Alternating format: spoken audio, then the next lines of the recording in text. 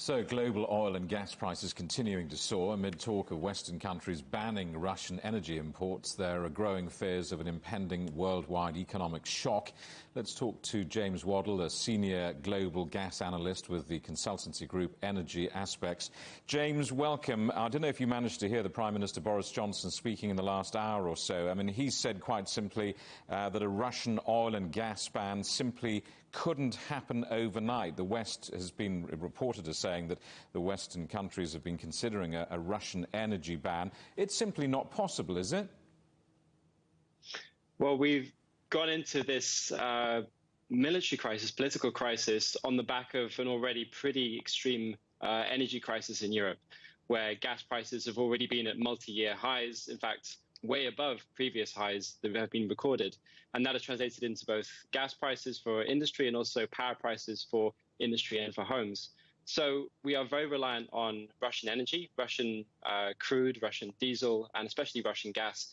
And replacing that is extremely difficult, given how already tight the global system is and how already tight the European system is. So what are the alternatives to Russian gas and oil?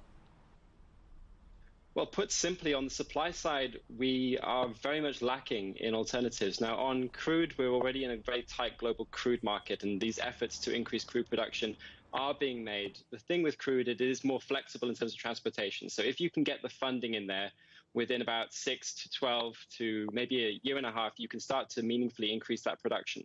The trouble with gas is that we are locked into a pipeline with Russia. If you want to get new gas supply globally, you have to build new LNG terminals, and that takes about 3 to 4 years.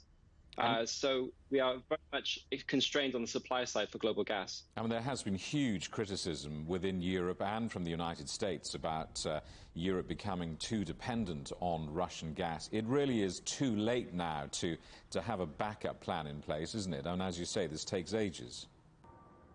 It does take ages. What we are now looking at in terms of options is how do we cut the demand? Now, price signals are already saying to industry, don't produce as much as you've been trying to produce. And we're seeing some form of gas demand destruction occurring. But this is what we're having to do to balance the market, because the supply side just isn't there. And we've had since 2014 and that first invasion in eastern Ukraine to get our act together and to move away from Russian supply. And that just hasn't really happened.